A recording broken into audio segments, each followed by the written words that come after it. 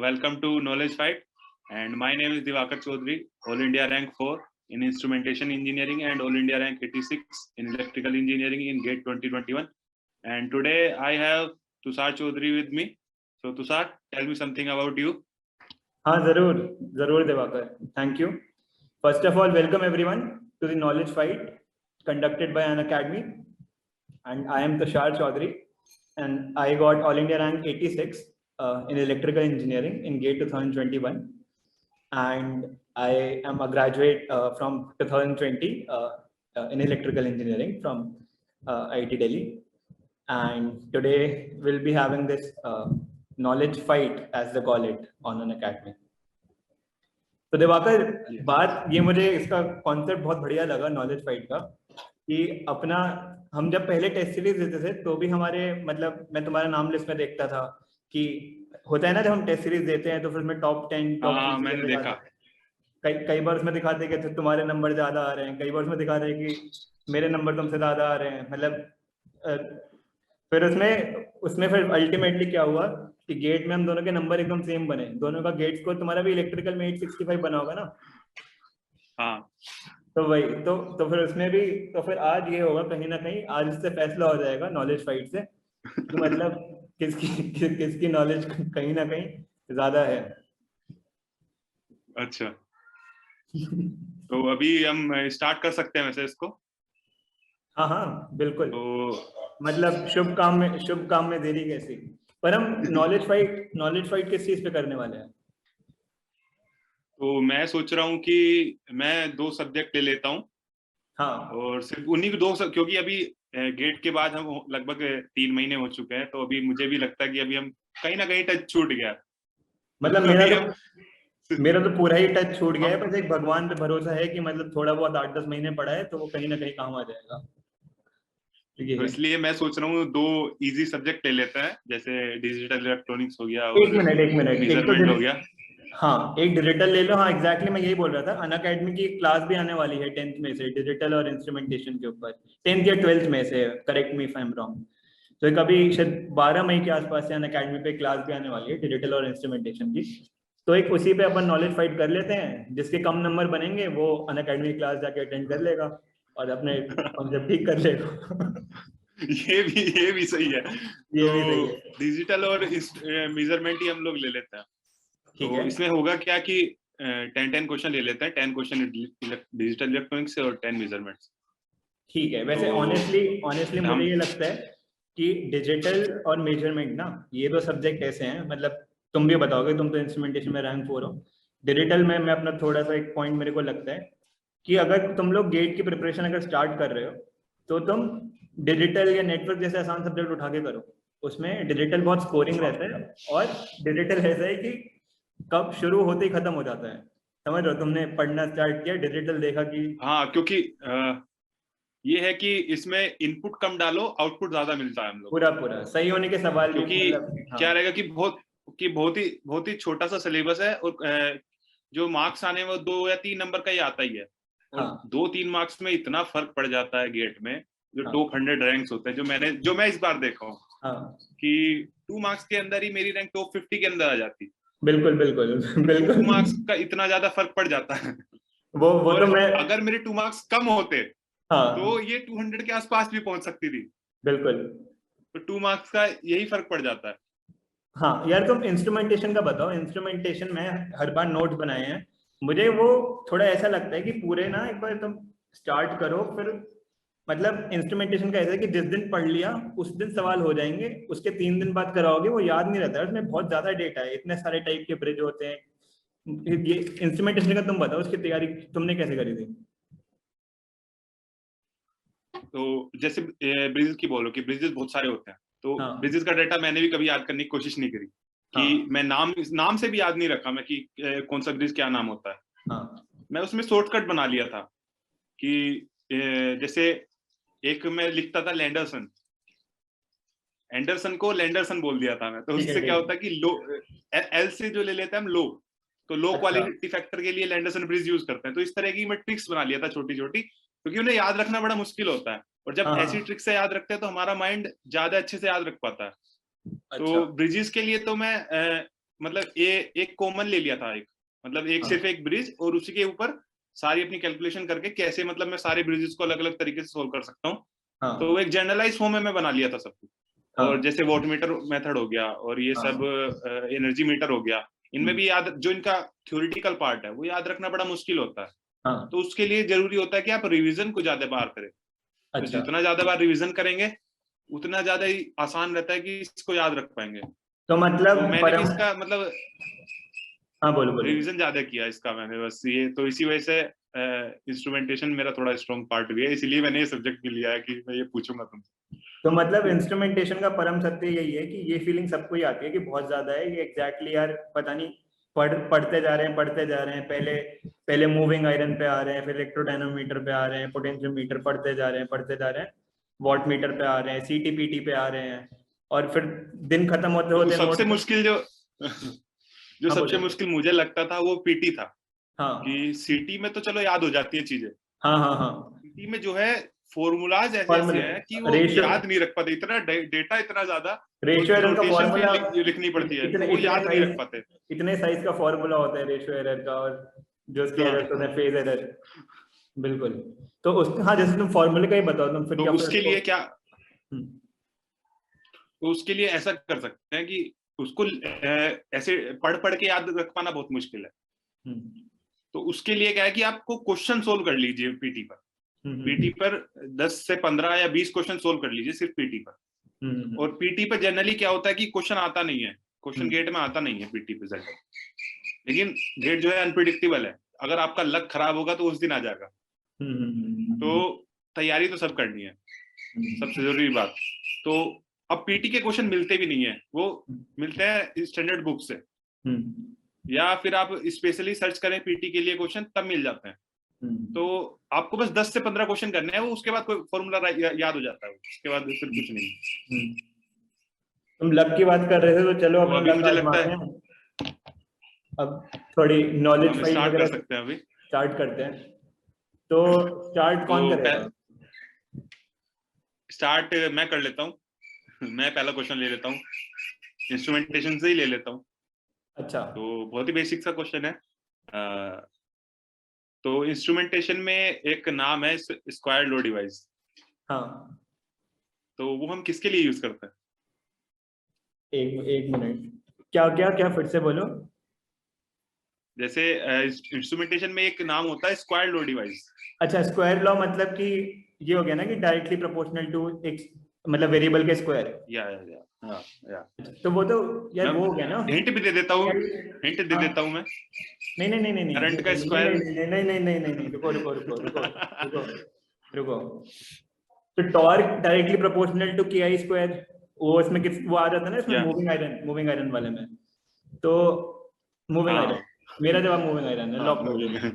ठीक है, हाँ मूविंग आयरन इसका आंसर है। ठीक है।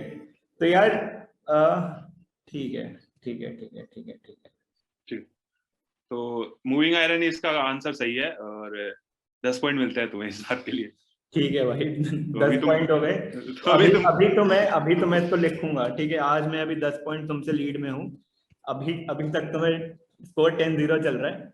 अब मैं तुमसे सवाल पूछूंगा। तो अभी मैं स्टार्ट भी नहीं किया हूँ। स्टार्ट करूंगा तुमसे आगे निकल जाऊंगा। ठीक है, वैसे मतलब देखते हैं अब इसमें। मैं पूरा तुम्हारे लिए पूरा सवाल का प्लेटफॉर्म तैयार करके रखा है मैंने। चलो, तुम इंस्ट्रूमेंटेशन में स्ट्रांग हो ना? मैं तुमसे सवाल डिजिटल से पूछूंगा, ठीक है? अब तुम मुझे बताओ कि तुमने डिजिटल में रेस अराउंड कंडीशन का तो नाम सुना होगा, जो रेस अराउंड प्रॉब्लम आती है ना? ये बताओ, जो रेस अराउंड प्रॉब्लम आती है जेके फ्लिप फ्लॉप में, उसको अवॉइड करने के लिए हम कौन सा फ्लिप फ्लॉप यूज करते हैं?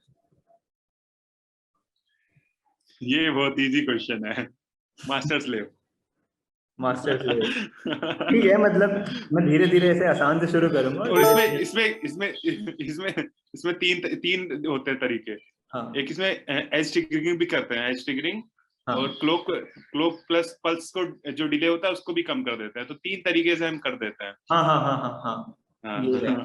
और इसमें मास्टर स्लेव में वैसे ये रहता है ना कि जो इसका बेसिक कॉन्सेप्ट है कि एक बार मतलब वो एक ऑन होता है, फिर एक ऑफ होता है, फिर एक ऑफ होता है, एक ऑन होता है। हाँ, है ना? हाँ, एक मास्टर होता है और एक स्लेव, इसीलिए इसका नाम मास्टर स्लेव होता है। हाँ, कि जब मास्टर फ्लिप फ्लॉप होता है, मास्टर एक काम स्लेव करेगा होता तो है। स्लेव चुप बैठेगा, जब स्लेव काम करेगा तो मास्टर को काम करने देगा। ठीक है, तो ठीक है यार, अभी तो 10-10 हो गया, फिर से मामला बराबर। यार ऐसा ना हो जाए कि हम नॉलेज फाइट करें और दोनों के स्कोर आ जाए बराबर बराबर। खैर, बराबर नहीं आएंगे, मैं अच्छे क्वेश्चन तैयार करके लाया हूँ। ठीक है, मतलब मैं 3 महीने से कुछ पढ़ा नहीं हूँ, मैं मान सकता हूँ कि बराबर ना भी आए तो इतनी कोई दिक्कत नहीं। चलो, अभी स्कोर 10-10 है। अब अगला क्वेश्चन पूछोगे तुम। तो इंस्ट्रूमेंटेशन में एक पोटेंशियल कॉइल होती है वोल्टमीटर में। यार तुम इंस्ट्रूमेंटेशन के उसकी पीछे पड़ गए हो मेरे। हाँ बोलो। तो उसमें ऐसा होता है कि जो पोटेंशियल कॉइल होती है उसकी रेजिस्टेंस की वजह से जो पावर लॉस होता है, हाँ, तो उस पावर लॉस को रिड्यूस करने के लिए हम एक वाइंडिंग यूज करते हैं। तो उस वाइंडिंग को किस नाम से जाना जाता है? ठीक है, रुक जाओ, है ना, मैं थोड़ा यार सोचने का टाइम तो केबीसी में मिलता ही है। खैर, तो थोड़ा ठीक है, तुम सोच सकते हो, आराम से सोच सकते हो। देखो, एक तो टेम्परेचर के लिए होता था, जिसके लिए हम मैंगनीज यूज हाँ, करते थे टेम्परेचर वाले के लिए, है ना? हाँ, ठीक है, एक हम ठीक है। एक मल्टीप्लायर वाला कॉन्सेप्ट होता है जिसमें हम स्वयं रेजिस्टेंस लगा देते थे, है ना? वो अलग चीज है, वो तो अलग है, वो पावर मीटर में नहीं है। नहीं नहीं, मेरे दिमाग में फाइल से सेव्ड है, मैं रुक जाओ, मैं सोच रहा हूँ। यार इंस्ट्रूमेंटेशन में बहुत कुछ है, ओके। 3 महीने हो गए। एक बार सवाल एक बार फिर से बोलो, मेन की पॉइंट सवाल का क्या था? कि जो वाइंडिंग होती है, हाँ, जो पावर लॉस। रिड्यूस करती है पावर लॉस को, हाँ, पोटेंशियल कॉइल के पावर लॉस को वोल्टमीटर, अरे उस वाइंडिंग का नाम क्या होता है? हाँ, हाँ, बाइफिलर, ऐसे ही बाइफिलर, मैंने ऐसे उसमें डायग्राम याद है उसका। बाइफिलर, बाइफिलर वाइंडिंग, बाइफिलर वाइंडिंग। हाँ, बाय चलो वाइंडिंग। 10 पॉइंट्स तुम्हें फिर से मिल गए। यार, ये तो मामला बहुत लीनियर चल रहा है, 20-10, फिर ऐसे 20-20 हो जाएगा, 30-30-20, 30-30। खैर, अंत में कुछ हाँ। 100-50 ना हो जाए। चलो, अब देखते हैं आगे। मैं तुमसे सवाल पूछता हूँ। अब मैं तुमसे पूछूंगा। ठीक है। मैं तुमसे पूछता हूँ इंस्ट्रूमेंटेशन से, तुम कब से बहुत इंस्ट्रूमेंटेशन कर रहे हो। चलो, मैंने आज सवाल लगा रखे हैं, मैं तैयार बैठा हूँ कि आज तो अपना बदला लेके रहेंगे। ठीक है, चलो भाई, तुम मुझे ये बताओ, ठीक है, कि जो हाई क्वालिटी फैक्टर होता है, तुम अभी वो बता रहे थे ना, लैंडरसन जो तुम कर रहे थे, तो तुम उसमें ये बताओ हाँ, कि जैसे अलग अलग होता है ना, कि हाई इंडक्टेंस और capacitance, high resistance, low resistance, medium resistance measure करने के लिए अलग अलग ब्रिज होते हैं। ये बताओ कि हाई क्वालिटी फैक्टर कौन से ब्रिज से यूज करते हैं। ये आंसर तुम्हें इसका, देखो, घबराना मत। तुम्हारी हंसी कुछ झलका रही है, देखो या तो तुम्हें आंसर आता है, या तुम एकदम पोकर फेस बना रहे हो। घबराना मत, बात सुनो। इन सवालों में ना वैसे फायदा ये रहता है कि एग्जाम में भी या तो जवाब आता है, आते तो तुरंत बन जाता है, या नहीं नहीं आता तो आता नहीं बनता। है। नहीं हाँ, आता तो इसमें इग्नोरेंस ब्लिस होती है, इसमें ये नहीं होता कि अब यार याद नहीं आ रहा। उधर तो मशीन का सॉल्व करते हो सवाल, उसमें तब भी गलत हो जाता है 5 मिनट लगाने के बाद। इसमें या हाँ। तो आएगा तुरंत बनेगा, तो ब्रिज वाला लैंडरसन तुम सही कह रहे हो, याद कर लेना चाहिए। हाँ, इसका तुम जवाब दो खैर, कि हाई क्वालिटी फैक्टर के लिए। तो इसके लिए भी मैंने शॉर्ट ट्रिक तैयार की हुई है। जो हाई लिखा है तुमने, तो उसका जो एच है, हाई, उस एच से एक ब्रिज बनता है, हेस ब्रिज। ठीक है भाई, ठीक है, ठीक है, ठीक तो है। तो ये तो मेरी टेबल बना रखी थी मैंने, ट्रिक बनाई हुई है, तुम उसी से पूछ रहे हो। ठीक है, एक मेरा ना बहुत बहुत थोड़ा लोगों को फनी लग सकता है तरीका, जैसे अभी मैं, ये तुम सही कह रहे हो, अभी तुरंत मैंने एक शॉर्ट ट्रिक बना ली कि लेज विद हाई, तो ऐसे हेज लगा दो लेज के बजाय, हेज। ठीक है, नहीं, लेज नहीं, कुरकुरे अंकल ये चिप्स हाई सही। होता है ना, तो हाई से हेज बना दो बस। ठीक है, हाँ, ये सही है, ये सही है। नहीं तो बच्चे भी वैसे पढ़ाई लिखाई छोड़ देंगे, सही बात है। ठीक है, तो और अभी, लैंडरसन के लिए लो भाई। हाँ, स्कोर कितना हो गया यार? 20-20 हो गया ये। 2020। ठीक नहीं तो है। मैं जीत जाऊंगा, आराम से जीत जाऊंगा, कोई दिक्कत नहीं है। ठीक है, अब अगला तुम पूछो। ठीक, मैं डिजिटल से पूछ लेता हूँ। ठीक है। ठीक है, तो जैसे कोड होते हैं डिजिटल में, X3 हो गया, 8421 हो गया, ग्रे कोड हो गया, बाइनरी कोड हो गया। तो इन सब कोड में जो हेमिंग डिस्टेंस, एक ऐसा कोड होता है जिसमें हेमिंग डिस्टेंस 1 होती है। हेमिंग डिस्टेंस मतलब ये ना कि जैसे हम कोड एक से अगले कोड पे जा रहे हैं या फिर एक कोड से पिछले कोड पे जा रहे हैं, तो मतलब हाँ, वन का उसमें डिफरेंस रहता है, ठीक है, हाँ, उसको पूछो बोलते हैं। बिल्कुल पूछो। तो वो कौन से कोड में वो होता है ऐसा? उसे हम ग्रे कोड बोलते हैं मेरे भाई। क्या हो गया, हंस क्यों रहे हो? हंस क्यों रहे हो? मैं लिख रहा हूँ, मुझे ऐसा ये मुझे पता है, 30-20 है, ये अभी 30-20 है। ग्रे कोड बोलते हैं ना? हाँ, ग्रे कोड बोलते हैं, तुम रटे बैठे हो ये। बस ठीक है, रटा बैठा मैं, 30-20 होता है इसका तो। हाँ, तो यार देख, ग्रे कोड में ऐसा होता है कि रट के नहीं बैठा मैं। देख, ग्रे कोड में ऐसा होता है कि एक से फर्क आता है कि जैसे मान ले 001 है, तो 001 है और मुझे इसमें अगला जो कोड होगा मान ले 0xx, तो उसमें बस एक डिजिट में फर्क आना चाहिए। तो 1 को 1 रखो, 0 को 0 रखो, इधर वाले एक को बदल दो, तो 011 हो जाएगा अगला कोड। ऐसे इस तरीके से, मतलब एग्जैक्टली अब मतलब 3 महीने बाद मैं कर रहा हूँ, तो फिर इसलिए तो ग्रे कोड का एक फीलिंग याद रहती है। ग्रे कोड का कॉन्सेप्ट ही यही है। चलो ठीक है, तो 30-20 हो गया ना। अब मैं तुमसे पूछता हूँ सवाल, ठीक है? अभी मैं तुमसे कुछ मुश्किल पूछूंगा भाई। मैं पूछूंगा तुमसे, यहाँ मेरे पास मैं तुमसे नेटवर्क के भी सवाल तैयार करके बैठा था, पता है? चलो, मैं नेटवर्क तो मैं बेस्ट हूँ नेटवर्क में। अभी तो नेटवर्क तो मैं पढ़ाने भी वाला हूँ अनअकैडमी में। अच्छा, बहुत सही। मैं भी अभी क्लासेस लूंगा अनअकैडमी पे। मैं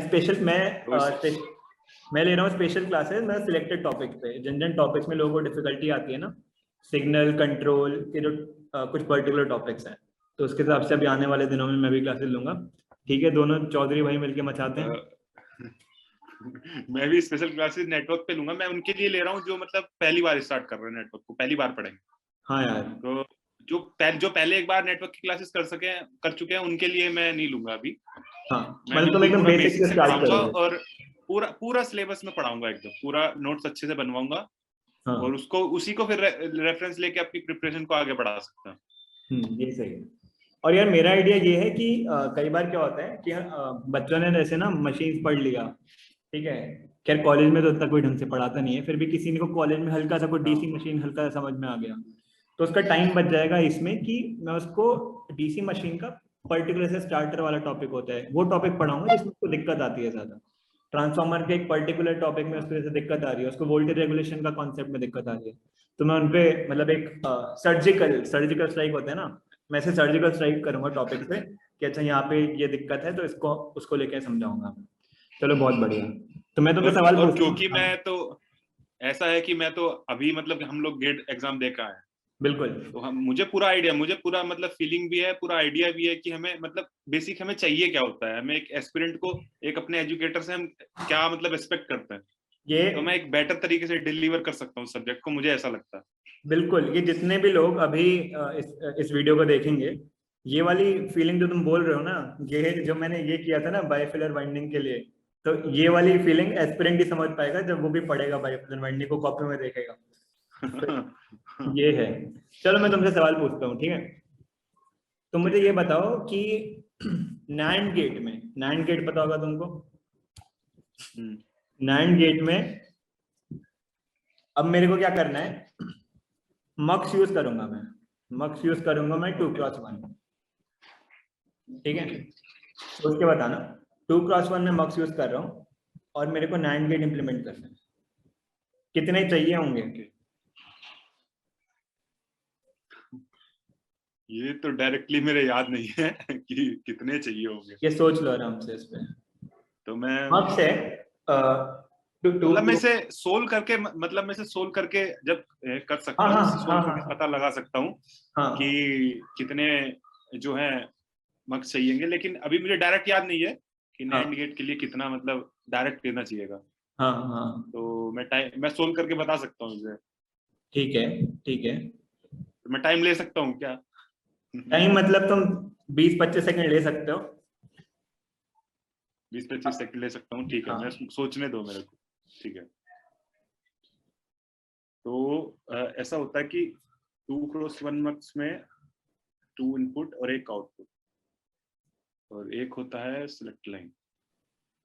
तो नैंड गेट के लिए जो होता है ऑपरेशन, उसमें दो वेरिएबल की दो टर्म्स होती है।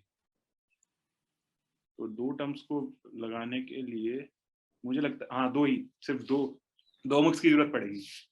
तो दो ही की जरूरत पड़ेगी। तो लॉक कर दो, मेरा आंसर 2 ही है। कैसे? क्योंकि उसमें दो नैंड गेट की जो इक्वेशन होती है उसमें दो टर्म्स होती है। हाँ, तो उन दो टर्म्स को अप्लाई करने के लिए दो ही मक्स लगाने पड़ेंगे, क्योंकि 2 इनपुट है और 1 आउटपुट है, तो हमें 2 लगाने पड़ेंगे।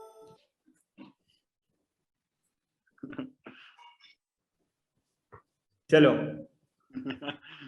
अब तुम पूछोगे ना मुझसे अगला सवाल। ठीक है, मैं नेक्स्ट क्वेश्चन पूछता हूँ। तो अभी स्कोर 30 तुम ऐसे डिजिटल के बहुत सारे क्वेश्चन। हाँ, तो अभी स्कोर 30 है। तुम अभी आ जाओ अगले सवाल पे। हाँ, तो तुम बहुत हो गया, तुमने डिजिटल के क्वेश्चन पूछे जा रहे हो मुझसे। ठीक है, मैं भी डिजिटल का पूछ लेता हूँ एक अच्छा क्वेश्चन।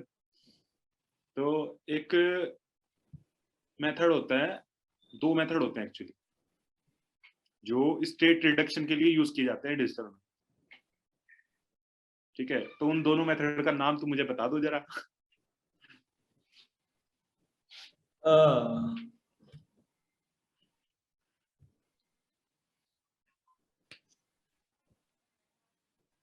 मिले मोरे यार, मिले मोरे, ये पक्का है। ये कॉलेज में हमने ना लैब में, हमारे कॉलेज में आईटी दिल्ली में क्या होता था, जो मेजर एग्जाम था हमारा फाइनल, तो उसमें डिजिटल की लैब थी।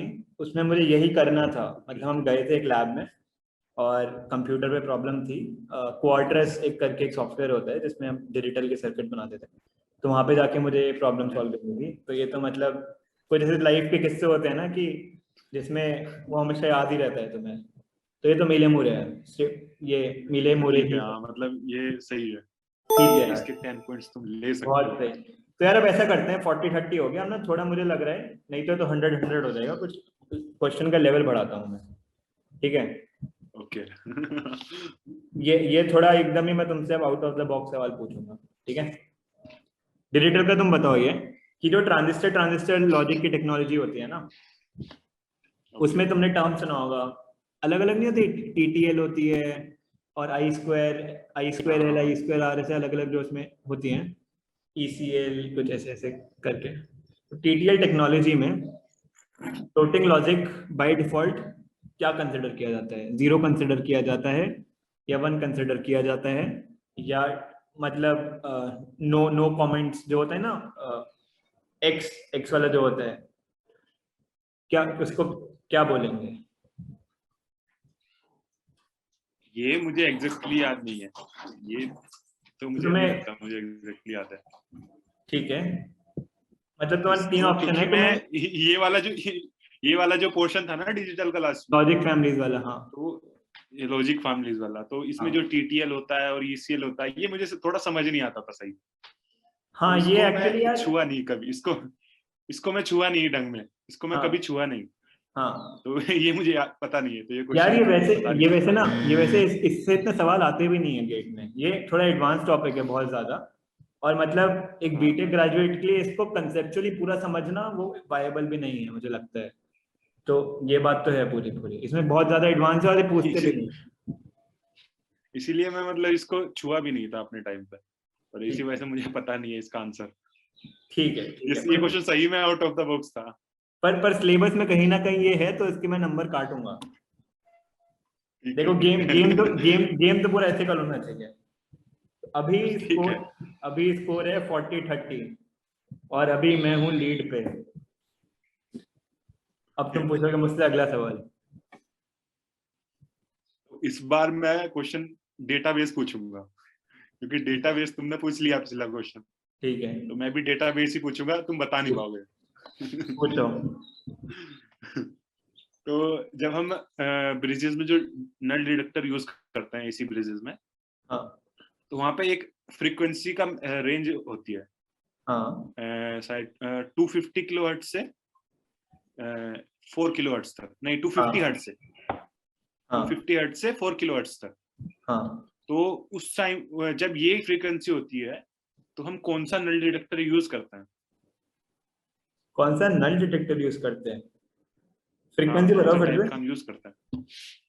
फ्रीक्वेंसी होती है 250 हर्ट्ज से 4 किलोहर्ट्ज।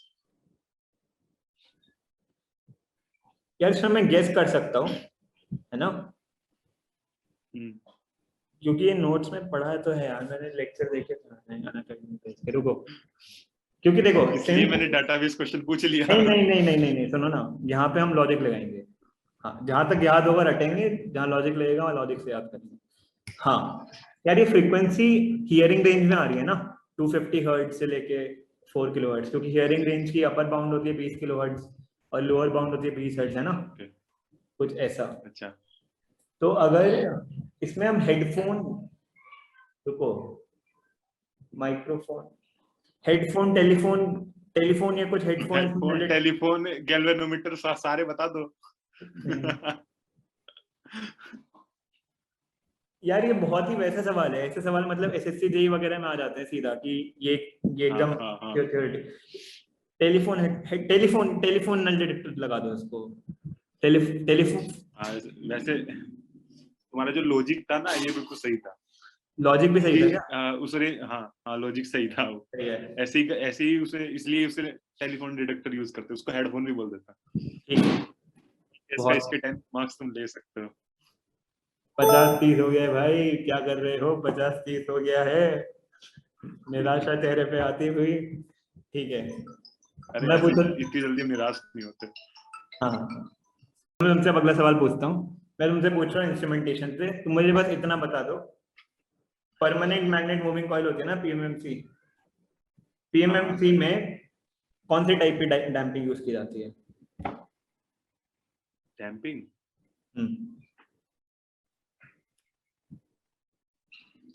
अरे यार, शायद लूप डैम्पिंग या फिर एडी करंट डैम्पिंग में से कुछ एक होता है।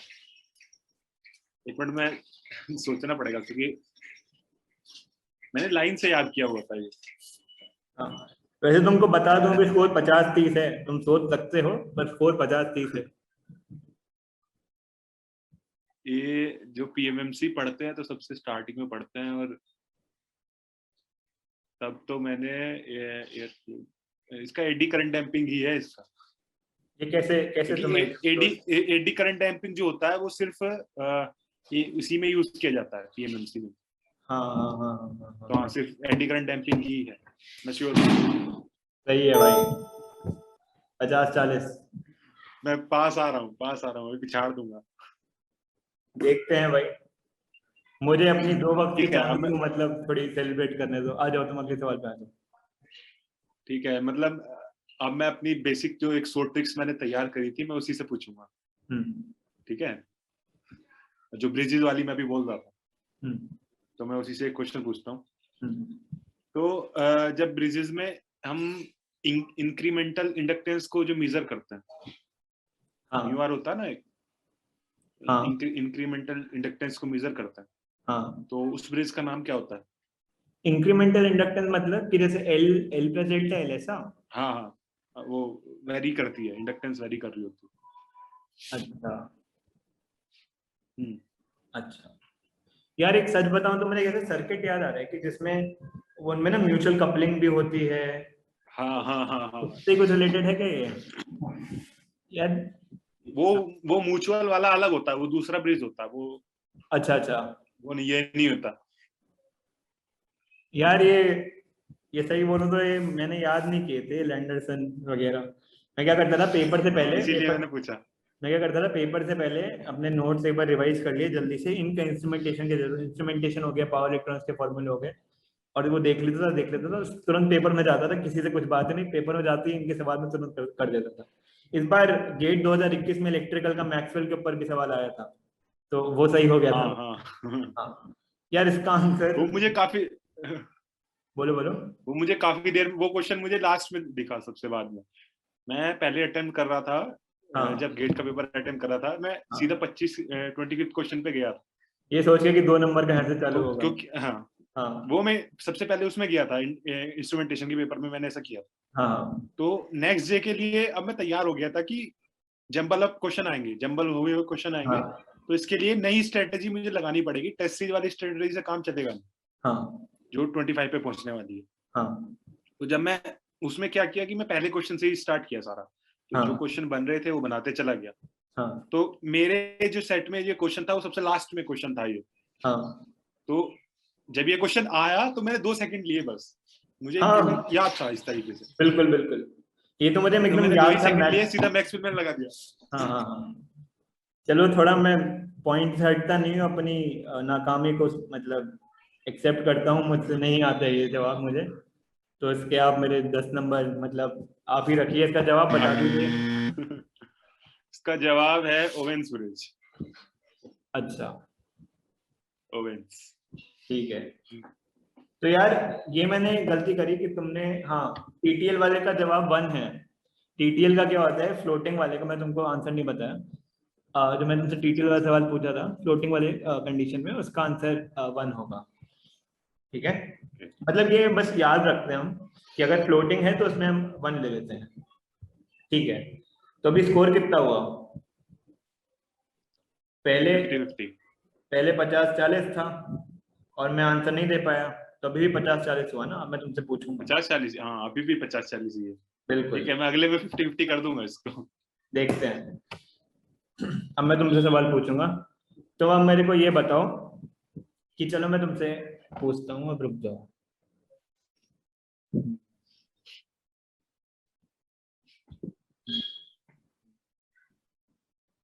किससे पूछे तुमसे सवाल?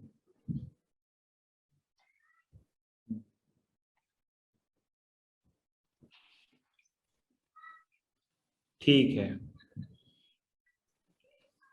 चलो तो मुझे ये बताओ कि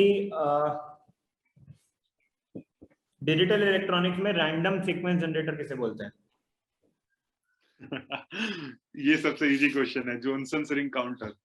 भाई ठीक है, 50-50। क्योंकि जो रैंडम सीक्वेंस जनरेट करता है ना, वो जॉनसन ही होता है। अच्छा। और इसमें इसके कई सारे नाम होते हैं, बहुत सारे नाम इसके हैं। तो मुझे जब भी कुछ ऐसा लगा ना कि अजीब सा नाम आने वाला, अजीब सा नाम पूछ लिया है, जैसे टेस्ट सीरीज में पूछ लेते थे किसी अजीब नाम से काउंटर को लिख के, तो उस पे जॉनसन, मैं सोच लेता था कि ये जॉनसन काउंटर ही है, क्योंकि इसके बहुत सारे नाम है। तो सारे नाम याद रखना तो पॉसिबल है नहीं।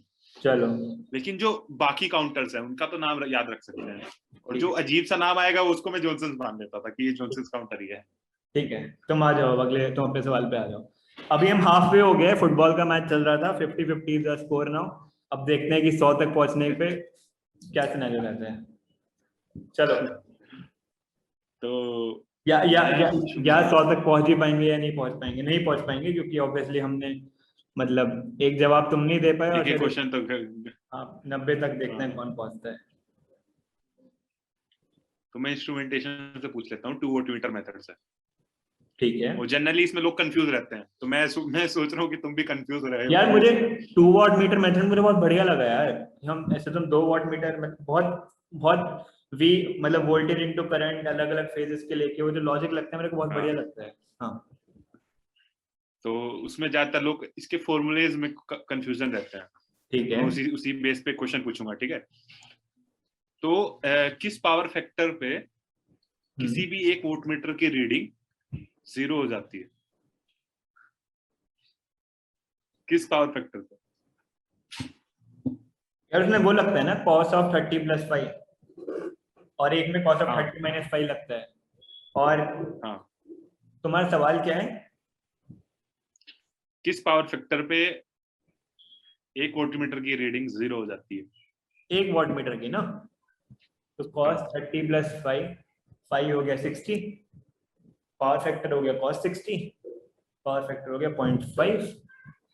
और ये सही था, ये तरीका सही था। तुम हंसते तो डर लगता है कि अब या तो गलत हो कैसे। और 60 है ना, 0.5 है ना। एक्चुअली हुआ क्या है, हाँ, इसमें क्या होता है कि 2 वोल्टमीटर हम जो कंफ्यूज रहते हैं वो W1 और W2 में कंफ्यूज रहते हैं। हाँ, कि एक होता है लैग लोड के लिए और लीड लोड के लिए फॉर्मूला एक्सचेंज हो जाते हैं। हाँ, इस वजह से हम लोग कंफ्यूज रहते हैं। तो ठीक है, मैं क्वेश्चन को थोड़ा स्ट्रॉन्ग बनाना चाहिए था मुझे, मैं बनाया नहीं ठीक है। 10 पॉइंट तुम ले सकते हो उसके। ठीक है, तो अभी 60-50 हो गया। तो अब मैं तुमसे पूछता हूँ, चलो मैं तुम इंस्ट्रूमेंटेशन से मैं तुमसे पूछता हूँ सवाल, ठीक है? तुम यार मुझे ये बता दो, चलो यार मेरी लिस्ट ना खत्म होती जा रही है, तुम्हारे लिए जितने बनाए थे तुमने जवाब दे दिए हैं काफी सारे। मैं तुमसे मशीन से पूछता हूँ, ठीक है? मशीन से पूछता हूँ मैं, एक सवाल मशीन का ले लेते हैं। थोड़ा ऐसा है कि इंस्ट्रूमेंटेशन मशीन का कुछ सीटी पीटी वाली बात करते हैं ना हम बहुत, ठीक है? तुम डर गए, तुम बोले थे पीटी मुश्किल होते हैं, मैं तुमसे थोड़ा डर गया। नहीं ठीक है कोई बात नहीं, मशीन के लिए तैयार हूं। अभी सवाल पूछने दो तुम मुझे, ठीक है? ट्रांसफार्मर के ओपन सर्किट टेस्ट में हम कौन सा वोल्टमीटर यूज करेंगे? कौन सा वोल्टमीटर से मतलब कि मतलब किस टर्म्स में हम कौन से वाला यूज करेंगे? मतलब तुम सीटी पीटी वाली बात से मत घबराओ, वो तो बस एक एग्जामिनर का तरीका होता है डराने के लिए, बात कर दी, सवाल कुछ और ही है। सवाल ये है कि मतलब वॉटमीटर हम open circuit test of transformer में कौन सा यूज करेंगे? High power factor, low power factor, zero power, high low, zero power factor, none of these, multiple choice, कौन सा? ठीक है, तो इसमें लो पावर फैक्टर यूज करते हैं, क्योंकि ट्रांसफार्मर का जो ओपन सर्किट टेस्ट होता है, तो ओपन सर्किट टेस्ट में आई नोट निकालते हैं, ठीक है? जो होता है नो लोड करंट बोलते हैं, उसका पावर फैक्टर बहुत कम होता है, ठीक है? 60 क्योंकि अब ये है कि हाई पावर फैक्टर हम अगर यूज कर लेंगे तो वहां पे एरर बहुत ज्यादा आ जाएगी, इसलिए लो पावर फैक्टर यूज करता है। 60 है। अब तुम अभी 60 इज द स्कोर नाउ, अभी तुम वापस बराबरी पे आ गए हो। तुम पूछो अगला सवाल। तो मैं डिजिटल से पूछ लेता हूँ। तुमने भी सवाल तैयार करके रखे मेरे लिए, या फिर तुम बस अपने आप से जो मन में पूछ रहे हो? नहीं, ऐसे मन में कैसे मुझे आ जाएंगे, मैं भी तैयार करके लाया हूँ अच्छे क्वेश्चन। हाँ, मुझे पता चला कि नॉलेज फाइट होने वाली है, मैं तो था कि ठीक है इस बार भाई, इस बार ज्यादा लाने हैं नंबर। पहले तो गेट में यार ठीक है बराबर नंबर दे दिए, हाँ बताओ। सही है, अच्छी रैंक है गेट में, कुछ वो तो मतलब बढ़िया रैंक है। ठीक है, तो मैं फुल एडर से क्वेश्चन पूछ लेता हूँ। ठीक है, तो फुल एडर में एक्चुअली फुल एडर में हम 3 गेट यूज करते हैं, एक्सोर, एंड गेट और गेट। तो तीनों के तुम मुझे ये बता दो कि नंबर कितना कितना होते हैं, कितने गेट होते हैं, मतलब कितने एक्सोर गेट होते हैं और कितने और गेट होते हैं और कितने एंड गेट होते हैं उसमें। समझ गया मैं, तुमने फुल एडर बोला, मैं एग्जैक्टली उतने अच्छे से इसका एक डायग्राम यार नहीं, ये मतलब इसमें टाइम वेस्ट नहीं करूंगा, ये नहीं आता मुझे। तो एक्चुअली होता क्या है, फुल एडर में 2 एक्सोर गेट यूज करते हैं और 2 ही एंड गेट यूज करते हैं, और गेट एक यूज करते हैं, और गेट यूज करते हैं। हाँ, और गेट वो कैरी के लिए होता है, कैरी के लिए होता है, कैरी को उसका डायग्राम याद है मुझे। ठीक है ठीक है ठीक है, इसके नंबर मैं काटूंगा पर हाँ इसके नंबर तुम काट लो। अरे वो होता है ना, जैसे मान लो एक फुल एडर है तो x और XYZ है, तो फिर हाँ मैं तुमको बता रहा हूँ कि ये रुको, ये तो एडिशन वाला हो जाता है, ये है ना? अब पता नहीं स्क्रीन में इन्वर्टेड ना लिख रहा है ये, और फिर कैरी के लिए XY + YZ + XZ, तो उस हिसाब से फिर हम गेट। हाँ ठीक है, मैं काट लो नंबर, 5 नंबर तो दे दो, इसके नंबर लॉजिक तो सही था। ठीक है ठीक है ठीक है, तो अभी स्कोर कितना है? 60 है। अब मैं तुमसे पूछूंगा। 60 है, ठीक है, मैं तुमसे किसमें पूछूं? अब मैं तुमसे किससे पूछूं सवाल?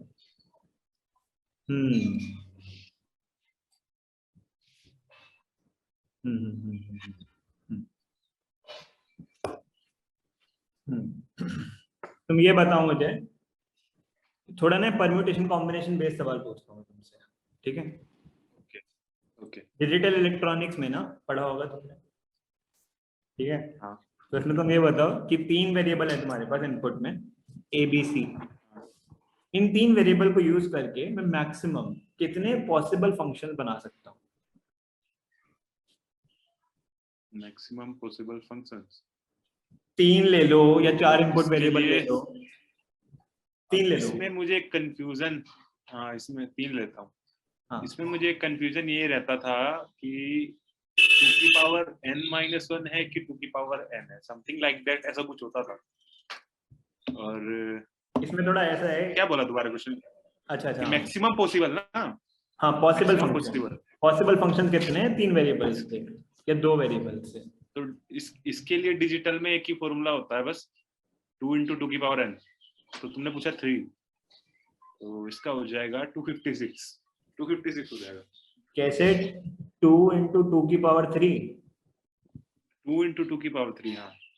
तो वो तो कितना 2 हुआ? की पावर 8 हो जाएगा, और 2 की पावर 8 256। अच्छा तुम बोलो, हाँ 2 की पावर 2 की पावर है ना, 2 की पावर 2 की पावर 3, हाँ तो 2 की पावर 8, तो 2 की हाँ पावर 8 कितना हुआ? 128 × 2 256। सही है, ठीक है। एक सेकेंड, और अगर 2 2 की मैं लीड पावर ले गया हूँ, अब मैं लीड ले गया हूँ। ठीक है, 60-70 हो गया। तुम पूछो अगला सवाल। तो अगला है, अभी तुमने मेरे से एक क्वेश्चन पूछा था सीक्वेंस जनरेटर वाला। हाँ जॉनसन काउंटर है ना? हाँ, तो मैं उसी से पूछ लेता हूँ, उसमें टोटल स्टेट्स कितनी होती है अगर एक n वेरिएबल का है? किसमें? जॉनसन में? n फ्लिप फ्लॉप्स का है, जॉनसन में n फ्लिप फ्लॉप्स हैं, तो उसमें टोटल स्टेट कितनी होती है? देखो, रिंग में n होती है, जॉनसन में 2n होती है, तो 2n है ना?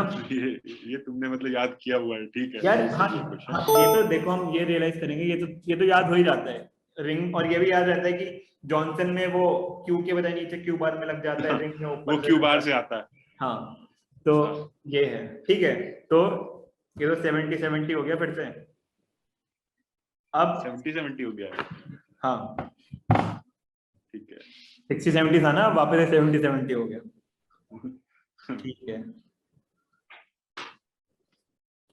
अब हाँ चल, तो अब ठीक है, अभी स्कोर हो गया 77। अब मैं तुझसे अगला क्वेश्चन पूछता हूँ। बहुत 2 की पावर n हो रहा था अभी तक, और फिर 2n हो रहा था। इसी ट्रेंड को फॉलो करते हुए मैं तुमसे डिजिटल का सवाल पूछता हूँ।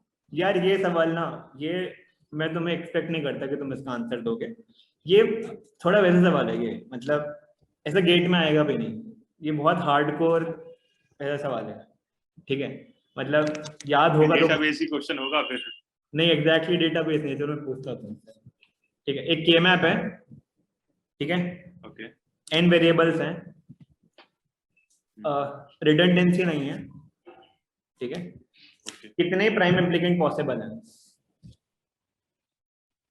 के मैप है, विदाउट रिडंडेंसी, n वेरिएबल्स हैं, कितने प्राइम इम्प्लीकेंट पॉसिबल हैं? इसमें मैं तुम्हें हिंट दूंगा, मतलब स्कोर तुम्हें 10 ही मिलेगा अगर तुम आंसर सही करते हो। हिंट यार इसमें मैं ये दूंगा तुम्हें कि ये भी 2 की पावर वाली बात से कहीं ना कहीं है। ये 2 की पावर n शायद हो सकता है। 2 की पावर सोच लो। मैं मतलब श्योर, मैं श्योर नहीं हूँ एकदम, क्योंकि मुझे पक्का याद नहीं है। हाँ, लेकिन मैं अनअटेम्प्ट तो नहीं छोड़ूंगा इसे, तो मैं 2 की पावर n के साथ जाऊंगा। मुझे मतलब मैं बिल्कुल श्योर नहीं हूँ, ये बिल्कुल ठीक मैं है, वाइल्ड गेस बोल सकता हूँ।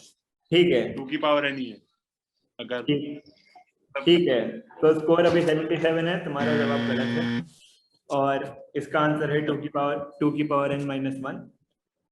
ये ना, इसमें क्या करेंगे हम, प्राइम इम्प्लीकेंट्स मतलब के मैप बना के देखेंगे, और उसमें हम एक ऐसे वेवी पैटर्न में तुम उसको भरोगे ना, एक तुम बना के देखोगे कि प्राइम इम्प्लीकेंट्स मैक्सिमम करने हैं, तुम उसको ऐसे वेवी पैटर्न बन जाता है। तो मैंने बना के भी देखा है कि n की ग्रिड बना लो, 4 की ऐसे ग्रिड बड़ी करते रहो, तो वहां से 2 की पावर n - 1 बनाते हैं। पर ये वैसे ही बहुत एसएससी जेई वाला फैक्चुअल्स है, गेट में सवाल नहीं आएंगे, फालतू सवाल था।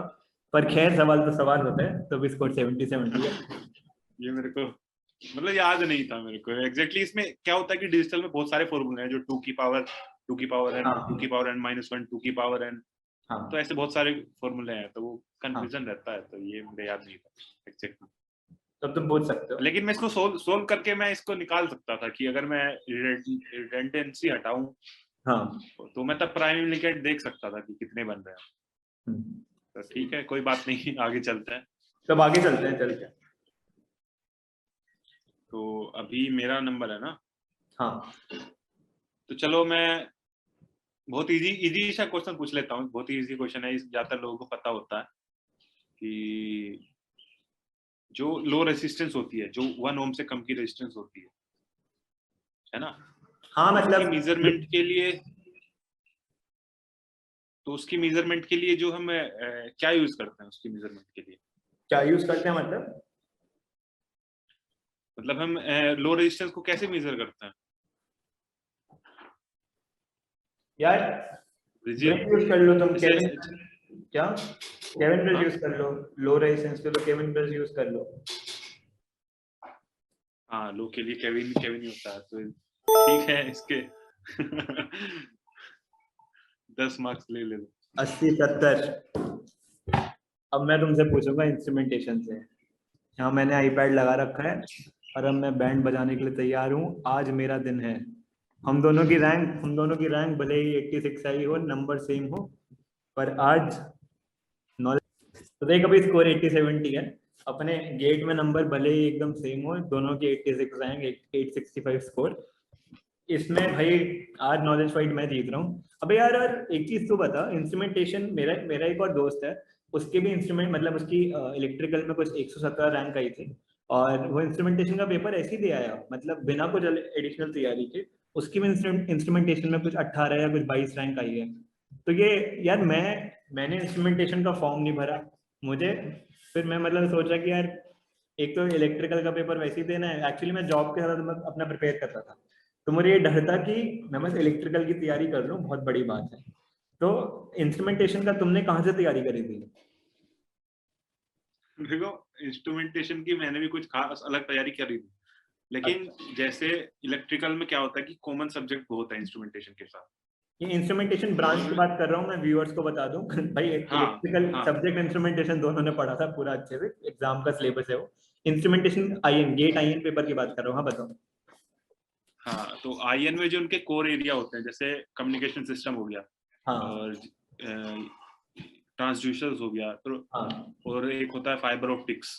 तो ये सब तो मैं नहीं पढ़ा था, क्योंकि मैं भी यही सोच के गया था कि मुझे इलेक्ट्रिकल में परफॉर्म करना है, और मैं एक्स्ट्रा बर्डन नहीं लेना चाहता था इंस्ट्रूमेंटेशन के सब्जेक्ट्स का। तो जो कॉमन सब्जेक्ट्स हैं, तो जब मैं सबसे पहले चेक किया था कि जो हमारे कॉमन सब्जेक्ट हैं वो कितने हैं, उनका वेटेज कितना आता है नॉर्मली इंस्ट्रूमेंटेशन। तो जब मैं चेक किया था तो लगभग 75% इलेक्ट्रिकल का पेपर रहता था। और इस बार क्या हुआ कि मशीन ऐड हो गया और इलेक्ट्रोमैग्नेटिक फील्ड थ्योरी ऐड हो गई। तो उससे क्या हुआ कि अब मैंने देखा कि ठीक है, ये ऐड हुआ है तो थोड़ा इनका वेटेज भी बढ़ेगा। और तो हो सकता है लगभग 80% 85% के आसपास अपना इलेक्ट्रिकल का रहे। तो मेरा मेन पर्पस था कि एक्यूरेसी पे अच्छा तरीके से ध्यान दिया जाए, क्योंकि जो पिछले साल के ट्रेंड है, अगर आप 70+ मार्क्स ले आते हो इंस्ट्रूमेंटेशन में तो आप टॉप 100 में आ जाते हो। तो वही मैं भी सोच के गया था। तो मैं भी इतना ही सोच के गया था कि 70 के आसपास स्कोर करना है। मैं इतना ज्यादा स्कोर की एक्सपेक्टेशन लेके नहीं गया था। और मैं ये सोचा था कि 100 आए 200 आए कोई फर्क तो पड़ने वाला है नहीं इंस्ट्रूमेंटेशन से, इलेक्ट्रिकल में परफॉर्म करना है। तो जब पेपर स्टार्ट हुआ तो मैं धीरे धीरे क्वेश्चन अटेम्प्ट कर रहा था, और मैंने देखा एप्टीट्यूड बहुत आसान था। और जनरली मेरी टेस्ट सीरीज में क्या रहता था कि मेरी एप्टीट्यूड में मार्क्स रहते थे 11, 12, 13, इस रेंज में मेरे मार्क्स रहते थे।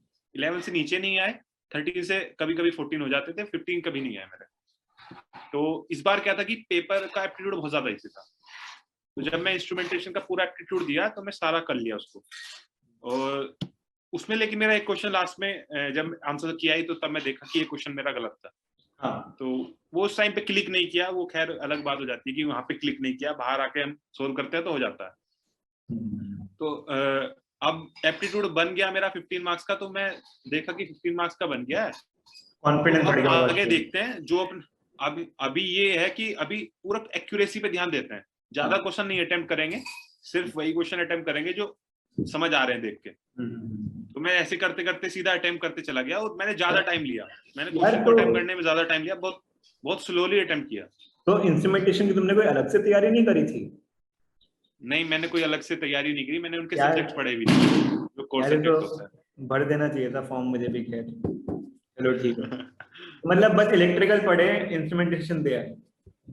हाँ, मेन बात यह है कि एक्यूरेसी को बहुत मेंटेन करके रखना, एक्यूरेसी को बहुत हाई रखना। और उसके लिए है कि इलेक्ट्रिकल्स के क्वेश्चन की मैं बहुत ज्यादा प्रैक्टिस किया, मैं सही बताऊंगा। मैं मोर देन 10,000 या 20,000 क्वेश्चन सोल्व किया हूँ मैं अपनी प्रिपरेशन के दौरान। 20,000 के आसपास। हाँ, जो मैं लगभग 3 ईयर से प्रिपेयर कर रहा था। हाँ, तो मैंने 20,000 के आसपास क्वेश्चन सोल्व करे होंगे। तो इतने हाँ, क्वेश्चन सोल्व, और जब लेवल ये रहता है कि इलेक्ट्रिकल के पेपर का थोड़ा लेवल थोड़ा ज्यादा अच्छा रहता है, क्योंकि जो नंबर ऑफ एस्पिरेंट्स है वो थोड़ा ज्यादा है। इलेक्ट्रिकल एक अपने आप में बहुत ही ना मैथमेटिकल इंटेंसिव ब्रांच है, जिसमें अच्छी खासी कैलकुलेशन वगैरह यूज होती है, और it's not just only mathematical, तुम्हें कंसेप्चुअल क्लैरिटी भी होनी चाहिए। बिल्कुल। हाँ, तो इंस्ट्रूमेंटेशन का जब मैं अटेम्प्ट किया तो मुझे लग ही नहीं रहा था कि ये मतलब कुछ टफ पेपर है। जब मैं होनेस्टली बोलूं तो मुझे लग ही नहीं रहा था कि ये थोड़ा टफ पेपर है, क्योंकि मैं उनके कोर के क्वेश्चन तो मुझे टच ही नहीं करने हैं, और उनका कोर ही जो था इस बार टफ था। कोर के क्वेश्चन काफी अच्छे क्वेश्चन थे। तो जब मैं टफ क्वेश्चन को अटेम्प्ट ही नहीं कर रहा हूँ, मैं इजी कर रहा हूँ, तो मेरी एक्यूरेसी पे ही मुझे ध्यान देना था, वो मैंने दिया, और बस उसी से मैं आ गया। ये बहुत बढ़िया बात है टोटल। मैं भी अपनी प्रिपरेशन जर्नी बताऊंगा अभी आने वाले किसी लेक्चर में। मैंने मतलब इंटेल में मैं जॉब कर रहा था, उसके साथ मैंने प्रिपरेशन करी है। मतलब मैंने कम टाइम में ज़्यादा अचीव करने की कोशिश करी है। वैसे भी तुम समझ ही रहे हो, अभी लॉकडाउन है, तो फिर इतना अच्छा एकदम पढ़ने का एनवायरनमेंट मतलब खुद से ही बनाना पड़ता है, खुद से मोटिवेशन लाना पड़ता है। तो मैं रोज अपनी जॉब और सबसे अच्छी बात ये है, सबसे अच्छी बात इस वक्त टाइम की कि आप बाहर नहीं जा सकते। तो आपका अगर मन भी करेगा बाहर जाने का तो आप नहीं जा सकते। हाँ, ये अच्छी बात कह लो। तो अभी अच्छी भी बोल सकते हैं, और ये मतलब ये खैर जो अभी हो रहा है वो तो बहुत ही मतलब बहुत बुरा टाइम जा रहा है इस टाइम पे, और बहुत ही मतलब काफी मुश्किलें लोगों को फेस करनी पड़ रही है। इस वक्त अनअकैडमी का ऑनलाइन पोर्टल एक एज अ बोन है, बहुत बड़ा एक मतलब बोन है इसको आप। हाँ, क्योंकि ऑनलाइन हमारे पास इस वक्त बहुत सारे रिसोर्सेज मौजूद हैं। मतलब हम अपनी मर्जी से चूज कर सकते हैं कि हम क्या लेना है। अनअकैडमी के जो एजुकेटर हैं वो बेस्ट, मतलब ये मान लीजिए कि काफी अच्छा एजुकेटर है, जो आपको एक मतलब पर्सनलाइज वे में सब कुछ दे देते हैं। बिल्कुल, वो तो है ही यार। मैंने वही है। तो मैं भी अपनी प्रिपरेशन के दौरान मैं टेस्ट सीरीज यूज किया था अनअकैडमी की। हाँ, तो मैंने भी मतलब मैं भी उस टाइम पे क्या चल रहा था, जो तुमने वो देखे होंगे, जो गेट चैलेंज देखा होगा, एक अनअकैडमी गेट चैलेंज आता था, अनअकैडमी कॉम्बैट्स आते थे, उसमें अमेजन वाउचर्स मिलते थे। तो मैं ऑनेस्टली बोलूं तो मैं उन अमेजन वाउचर्स के लिए ही आ रहा था। और अभी अनअकैडमी कॉम्बैट में ऐसा चल रहा है कि सब्सक्रिप्शन मिलता है, जो टॉप के स्टूडेंट्स होते हैं सब्सक्रिप्शन मिलता है। तो अभी ये हर वीक हो रहा है। इस बार पहले क्या होता था कि अनअकैडमी कॉम्बैट 2 वीक्स में एक बार होता था, अभी हर वीक में हो रहा है। तो अपॉर्चुनिटी अभी ज्यादा है कि आप स्कॉलरशिप का फायदा उठा सकते हैं। चलिए, तो यार अब तुम हम ना एक चीज अपनी एक मतलब ये वाली चीज यार सॉर्ट आउट करा दो। अभी 80-70 स्कोर चल रहा है। तो अभी तो मैं पीछे चल रहा हूँ, और मुझे लग रहा है कि मैं अगर तुम अच्छा क्वेश्चन पूछ लिए तो मैं जवाब दे नहीं पाऊंगा। नहीं यार, देखते हैं। ठीक है, देखते हैं। तो अब मैं तुमसे सवाल पूछता हूँ। यहाँ पे मेरे पास, चलो इंस्ट्रूमेंटेशन से मैं तुमसे एक सवाल पूछता हूँ फिर, ठीक है? ठीक है। ये बताओ कि पोटेंशियोमीटर होता है ना, उसको हमें मतलब कैलिब्रेट करते हैं, स्टैंडर्डाइज करते हैं। तो पोटेंशियोमीटर के स्टैंडर्डाइजेशन के लिए हम कौन सा एमीटर यूज करते हैं? ये बहुत ही यार थोड़ा हार्डकोर थ्योरेटिकल सवाल है। ये मतलब बहुत ज्यादा थ्योरेटिकल क्वेश्चन है, और इलेक्ट्रोस्टैटिक या इलेक्ट्रोडायनोमीटर ऐसा कुछ होता है। मतलब मैं बोल सकता हूँ इलेक्ट्रोडायनोमीटर ही होता है, क्योंकि इलेक्ट्रोस्टैटिक तो हम वैसे बहुत कम यूज करते हैं। हाँ, वो अलग यूज करते हैं, तो इलेक्ट्रोडायनोमीटर ही होता है। तो इलेक्ट्रोस्टैटिक तो वैसे हम बहुत कम यूज करते हैं, ये वाली बात भी है। हाँ, तो मैं जीत गया हूँ। तुम जीते नहीं हो, तुम्हारे मैं मान सकता हूँ, क्योंकि तुम्हारा जवाब सही है। थ्योरेटिकल क्वेश्चन था। जवाब सही है। स्कोर हो गया है 80-80। मुझे लगता है हमारे क्वेश्चन भी खत्म हो गए। मेरे भी खत्म हो गए क्वेश्चन। तो क्या है, इसको कुछ टाइम ब्रेकर रखा जाए या फिर मतलब ठीक है यार, वैसे गेट का एग्जाम पे दे लिया, वहां भी नंबर बराबर आ लिया, टेस्ट सीरीज दे लिया, वहां भी नंबर कभी ज्यादा कभी कम आ लिया, अब हमने नॉलेज फाइट भी कर ली, यहाँ भी बराबर आ लिया, ठीक है। अब मुझे लगता है कि ऐसा करते हैं, अपने अपने जो हम अपने जरिए जो हम स्टूडेंट को आने वाले एजुकेट करेंगे, उनमें देखते हैं कि उसमें तुम्हारे स्टूडेंट की ज्यादा अच्छी रैंक आ रही है मेरे की। पर नहीं यार, ये कर नहीं, सकते हैं तो नहीं इसके वो तो खैर अभी तो जीता नहीं है, स्कोर फिर से यार 80-80 आ गया है। ठीक है, तो इसको तो यार कभी मिलके ही हम मतलब हम निपटाएंगे यहाँ, ऐसे तो कैसे पता चलेगा कि ठीक है चलो। तो 80-80 हो गया है। कैसा लगा तुम्हें नॉलेज तो फाइट? अभी मुझे तो काफी कुछ सीखने मुझे को, रिवाइज तो होगा मतलब ये बहुत ही ज्यादा इंटरेस्टिंग था मेरे लिए भी कि हाँ एकदम पहली बार करना, पहली बार ऐसे मतलब अनदेखे क्वेश्चन है, अनसीन क्वेश्चन पूछ रहे हो तुम, हाँ ऐसे हाँ एकदम से कोई सामने से पूछ ले हाँ तो इतना ज्यादा कॉन्फिडेंस बनता नहीं है, सीधी सी बात है ये। हाँ तो लेकिन काफी स्कोर कर लिया हम लोगों ने। हाँ और तो ये मुझे लगता बात है। अच्छा मतलब गेट की प्रिपरेशन में हमारी रैंक 1 भी आ जाती और 2 1 2 या 10 कुछ भी आ जाती तो इतना कॉन्फिडेंस मतलब नहीं होता कि कोई सामने से कभी भी आके पूछ ले तुमसे कि मैं बिल्कुल पूछना चालू कर रहा हूं, एग्जैक्टली यही मैं बोल कॉन्फिडेंस रहा हूँ। तुम्हारे पास रहे कि मैं बता दूं। यही मैं बोल रहा हूँ, जब मैं जॉब के साथ अपनी प्रिपेयर कर रहा था अभी, तो यार उसमें टाइम मेरे को दिन में 5-6 घंटे से ज्यादा मिलता नहीं था, फिर भी मैं उसमें पढ़ने की कोशिश करता था। ठीक है, आज मशीन्स पढ़ लिया, यार कॉन्फिडेंस आता ही नहीं था। सवाल हो रहे हैं, न्यूमेरिकल बन रहे हैं, पर डर लगता था कि अगर कोई तो सामने से ऐसे आ जाए, मैं सब्जी लेने जा रहा हूँ, कोई पूछे कि अच्छा बताओ ट्रांसफार्मर कैसे काम करता है, थोड़ा एक डर रहता था कि मैं इसको बता नहीं पाऊंगा। तो ये डर ना हाँ ये एग्जाम देने के बाद कॉन्फिडेंस, रिजल्ट आने के बाद 86 रैंक आने के बाद क्या हुआ, कॉन्फिडेंस बढ़ गया कि ठीक है सबके साथ ही ऐसा है, तो ऐसे डरने की जरूरत नहीं है। हाँ, तो जो भी एस्पिरेंट्स ये प्रिपेयर कर सबके रहे हैं साथ ही होता है। उनके लिए भी ये है कि ये सबके साथ ही ऐसे रहेगा यार, तुम तो बस ये गेट के ये है कि गेट के एग्जाम से पहले भी तुम्हें ये डर रहेगा कि मैं कैसा परफॉर्म करूं, हाँ क्या होने वाला है अभी एग्जाम में, क्योंकि अनसर्टेनिटी है, कुछ भी आ सकता है, पेपर अनप्रिडिक्टेबल सा पेपर आ सकता है। हाँ हो सकता है इजी पेपर आ जाए, मॉडरेट आ हाँ जाए, या वर्स्ट केस आ जाए, जैसे 2020 हाँ में आ गया था वर्स्ट केस। तो मैं भी 2020 में जैसे तैयार नहीं था उस वर्स्ट केस के लिए कि एकदम से वर्स्ट पेपर मतलब कुछ अजीब सा पेपर आ जाए और अनऑर्थोडॉक्स क्वेश्चन आ जाए तो मैं हाँ उनको सोल्व कर लूँ, तो वो 2020 में मैं तैयार नहीं था। तो हाँ अभी मैं एस्पिरेंट्स को मतलब यही सजेस्ट करना चाहूंगा, अभी मई चल रहा है तो अभी टेस्ट सीरीज की ज्यादा फोकस अभी डालने की जरूरत नहीं है। आप जुलाई से डाल सकते हो, जुलाई से अगस्त, क्योंकि सफिशिएंट टाइम है, टेस्ट सीरीज मतलब आप लगा सकते हो, सफिशिएंट टाइम है। अभी आपका मेन फोकस क्या होना चाहिए कि आपको अपने कॉन्सेप्ट को बिल्ड करना है, प्रॉब्लम सोल्व, जो प्रॉब्लम्स हैं वो सोल्व करनी है, जैसे वर्कबुक्स होती हैं, क्विजेज होती हैं, अनअकैडमी पे भी होता है, तो वो अभी सोल्व करने की जरूरत है और कॉन्सेप्ट्स को अपने बिल्ड करना है और ट्राई करना है कि साइक्लिक रिवीजन को मतलब ज्यादा हम ध्यान दें। जो भी पीछे सब्जेक्ट हम पढ़ चुके हैं, अभी बहुत सारे होंगे कि अभी स्टार्ट करेंगे और कुछ होंगे कि जो पहले से पढ़ चुके हैं। हाँ जो पहले से पढ़ चुके हैं वो अपने पीछे के सब्जेक्ट्स को भी रिवाइज करते रहे, साइक्लिक रिवीजन रखें। और जो अभी नया पढ़ रहे हैं उनको अभी इतना रिवीजन पे फोकस क्या ही करेंगे, क्योंकि अभी कुछ पढ़ा नहीं है। तो अभी आप इस सब्जेक्ट को स्टार्ट करिए, पहला सब्जेक्ट पढ़िए, दूसरा पढ़िए, तीसरा पढ़िए। यार जब आप इसमें चौथा पढ़ रहे हैं तो उसके बाद पहले को पढ़िए।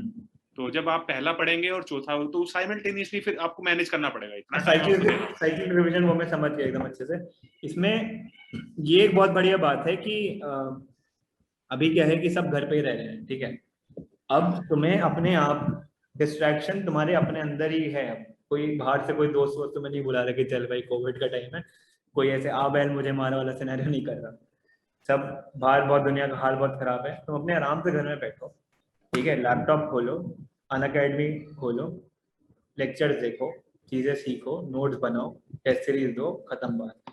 गेट के एग्जाम में बस मेरा एक तुम्हारा एक अनसर्टेनिटी वाला जो पॉइंट था, मुझे पर्सनली ये लगता है कि भाई तुम तैयारी करो, टेस्ट सीरीज दो। तुम्हारी टेस्ट सीरीज में लगातार कंसिस्टेंटली 3 टेस्ट में, जो नेटवर्क का टेस्ट दिया तुमने, ठीक है, तुमने मेरे से सिग्नल पढ़ा, सिग्नल का एक चुनिंदा टॉपिक्स पढ़े, तुम्हें कॉन्फिडेंस आ गया, तुमने प्रैक्टिस कर ली, हो गया।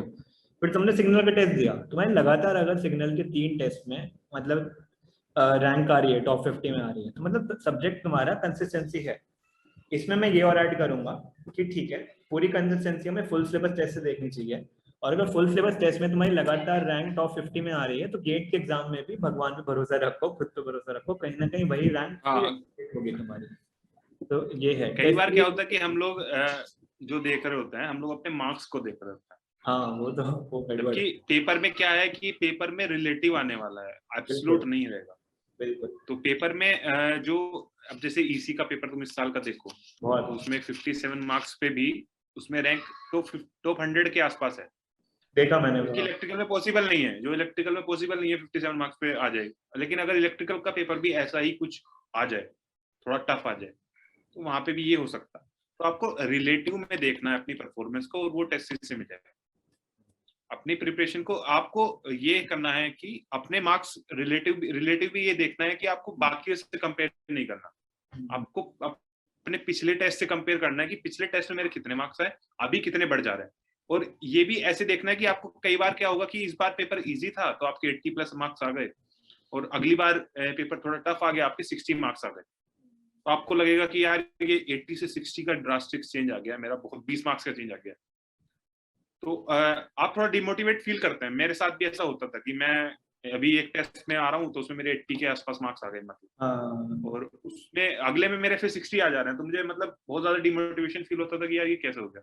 लेकिन फिर मैं सोचता था कि पूरा टेस्ट को एनालाइज करता था कि देखो टेस्ट में क्या है कि कुछ क्वेश्चन होते थे कि जो लेंथी क्वेश्चन होते थे, और मैंने क्या किया उसमें कि मैं उन लेंथी क्वेश्चन को अटेम्प्ट करने में लगा रहा, बाकी मैं इजी क्वेश्चन को अटेम्प्ट नहीं कर पा रहा उस टाइम में।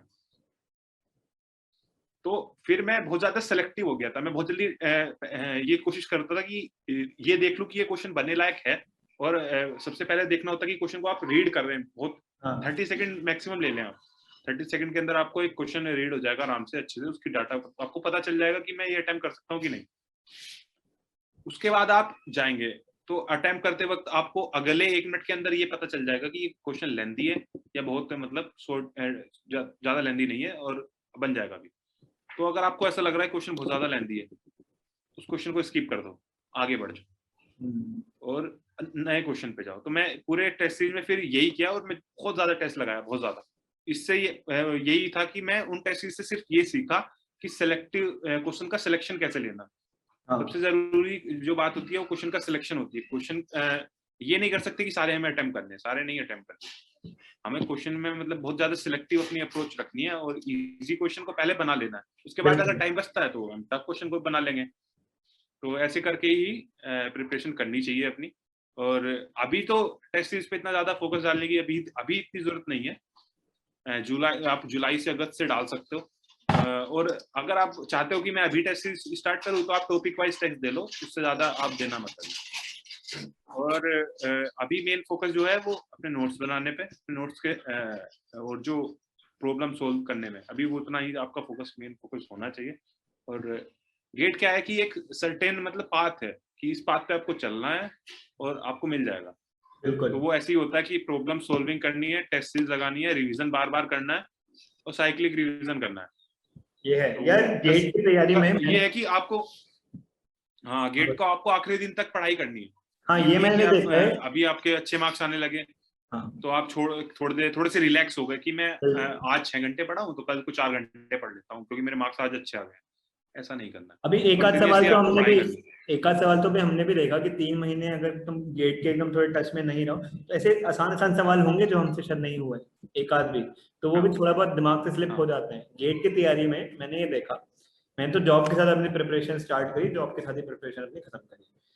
वो कंसिस्टेंसी, अगर मैं किसी भी एक दिन 5 से 6 घंटे पढ़ना छोड़ देता ना मैं, तो पूरा एक डोमिनो की तरह वो पूरा मतलब ऐसा है कि तुम जब तैयारी स्टार्ट करो कंसिस्टेंसी मेंटेन रखनी। भाई तुम 3 घंटे पढ़ रहे हो, 3 घंटे ही पढ़ो, पर रोज उतना पढ़ो तो सही।